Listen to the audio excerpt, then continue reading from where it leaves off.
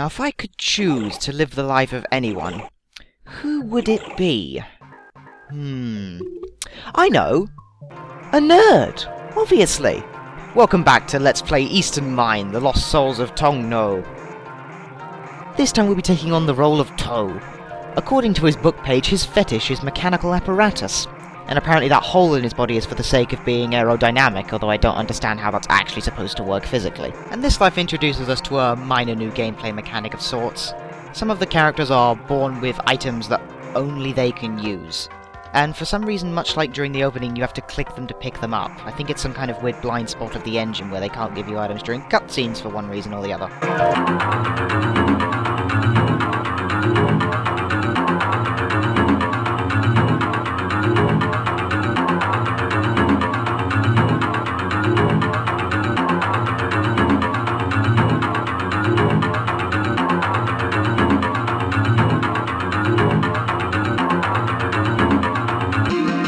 The King of Life is located at the Tree of Life, aka where we just bloody were. And I don't think the game actually tells you its location, but there's only really one place to go in the Land of Life. If you hang the right turn here, you come to what looks like a dead end, at first.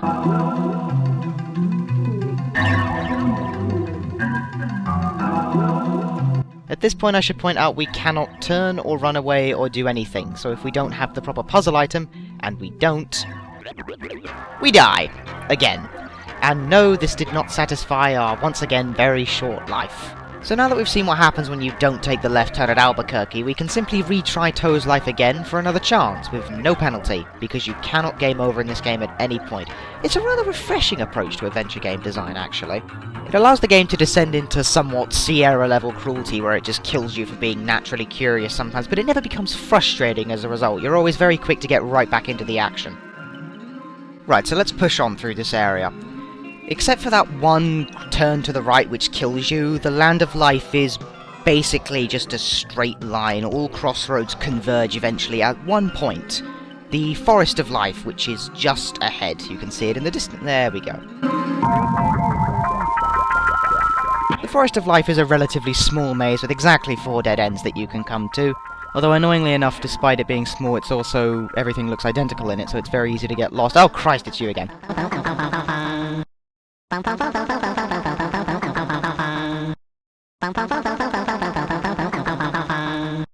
And this Fangxing is here for the sole purpose of making the Forest of Life less of a pain in the ass to navigate. So whoever put that there, thanks. It was a pretty good idea. Alright, we're here at the Tree of Life, so let's get chit-chatting with that king, so we can figure out precisely what it is we're actually supposed to be doing.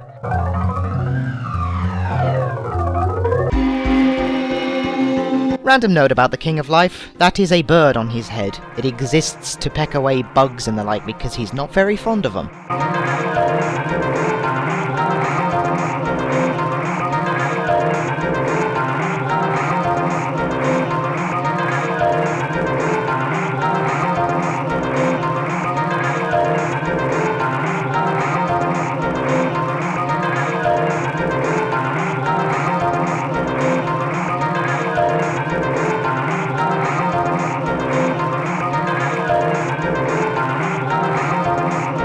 The King of Life, incidentally, is also very rude, kind of unhelpful, and doesn't like Fangxing for some reason. So, you know, I think they're quite startling, but rather darling, so I don't understand what his beef is with them. They ruin his adventure games by giving him hints or something. Remember when I said there were exactly 4 dead ends in the forest? Yeah, we have to blunder around the forest and hit every single one of them. The trick to the Gyurus is that despite them being a family, they despise contact with one another. They aren't a very well-united family. And here's our first one. This purple one is apparently the moderate nihilist of the family. Also observe how he gives us his name in both English and in Tong Nau's weird mystical bullshit language. It's important to the puzzle. And here's our second Gyru. This yellow one is apparently the young patriot of the family. So while I navigate to the next one, a little bit about the Gyru family. They are apparently have countless numbers throughout the land of Tong Nou, and believe that they will one day conquer the land, but all of the members of the family also kind of silently acknowledge that their plans for world domination are completely ridiculous and unworkable. I love the minor, utterly pointless, but still amusing details like that the game puts in. And this is the green one. He is the family prophet, because the Gyou family conquering the Tong Nou world is apparently foretold of in their legends or some shit like that. It's completely pointless, but I find it funny nonetheless. And this is the final Gyou, the red one. The false queen of the family, apparently. So once you've scribbled in all of those wingding symbols that represent their names into whatever notebook you're using to keep track of this, it's time to go to the Land of Time. But there's a quicker way to go to the Land of Time from the Land of Life, so one cheeky jump cut later, and we are here.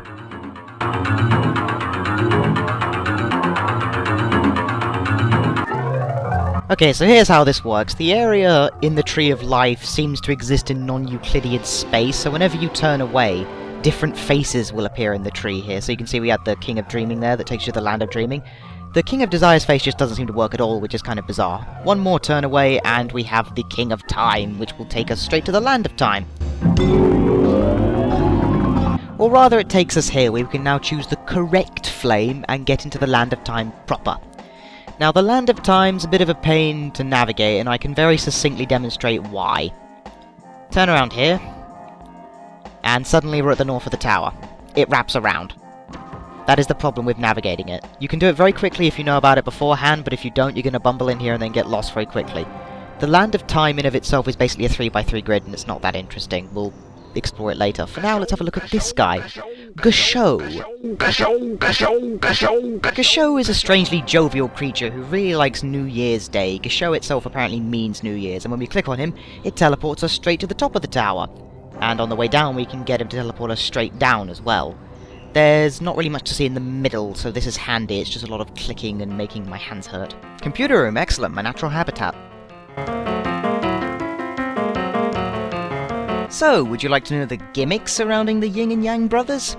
One of them tells the truth, and the other one tells lies. See if you can figure out which is which. It's not even that important what they're saying, really. It doesn't relate to direct puzzle solutions and more to hints. And yeah, it's very easy to tell the red guy's the liar. Just look up the King of Time's name in the book and you'll find, yes, it has a Gyou in it. He's full of shite.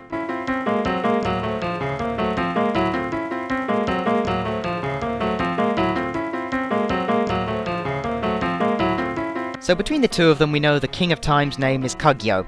And use your eyeglasses. Yes, good advice, because the keyboard here, you see, is in the mystical bullshit Wingdings language. And if you use the eyeglasses on it, it becomes English, or rather, Romanized Japanese phonetic characters. And this is why it's helpful they gave us their names in the Wingding language, because you see, every single name in this game is actually Chinese, not Japanese.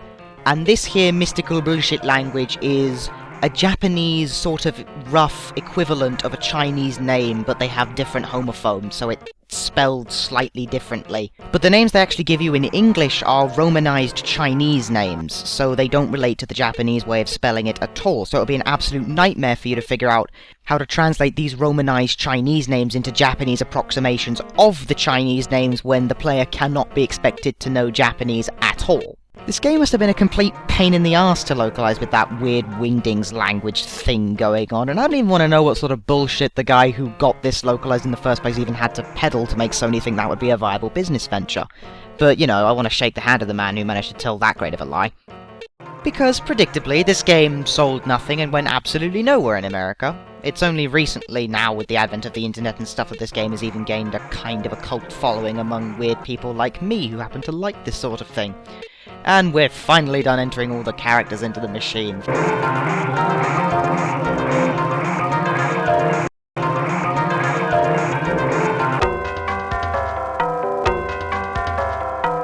Alright, so we have our registration card, and all I need to do now is walk back to the Land of Life. I could walk there, but instead I'm going to do something slightly cheeky instead. See here, 3 errors and your time is out. If you make 3 errors, and that was my third one, our time is deleted, which is a fancy euphemism for death. But you see, when you die in this game, of course, you can just relive the same life again, exactly how we did last time. But once you actually get through the cutscene, you will discover, much to your shock and awe, that I still have the registration card. Yes, your inventory carries between deaths, basically. There's really no penalty for it at all. But there's a pro speedrunning technique for you there, guys. Kill yourself. It's faster. The only thing we need to do now is report back to the King of Life, and that will be it. Our mission in life will have been accomplished, and Tou's life will come to an end.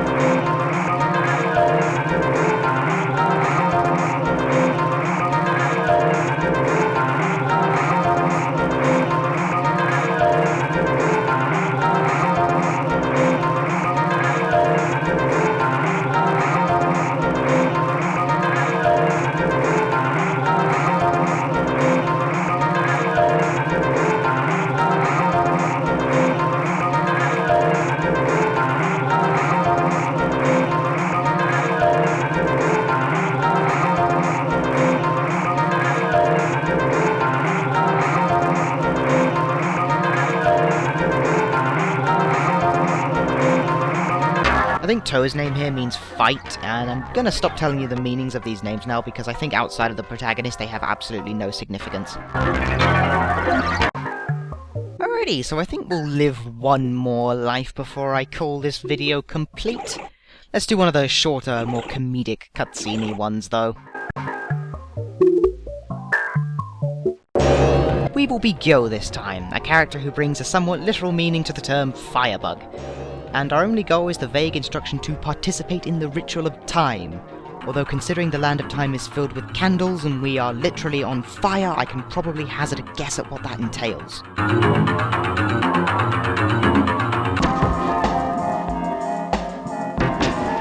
So here we are flying high and free above the plains of the land of time. We don't really have any control here other than to click and listen to Gyou's rather inane but kind of amusing thoughts as we proceed through it. Guyu is one of cheerful but rather simple mind. Hey, we have touchdown and the ritual of time begins. There's an unlit candle, we are on fire, do the logical thing!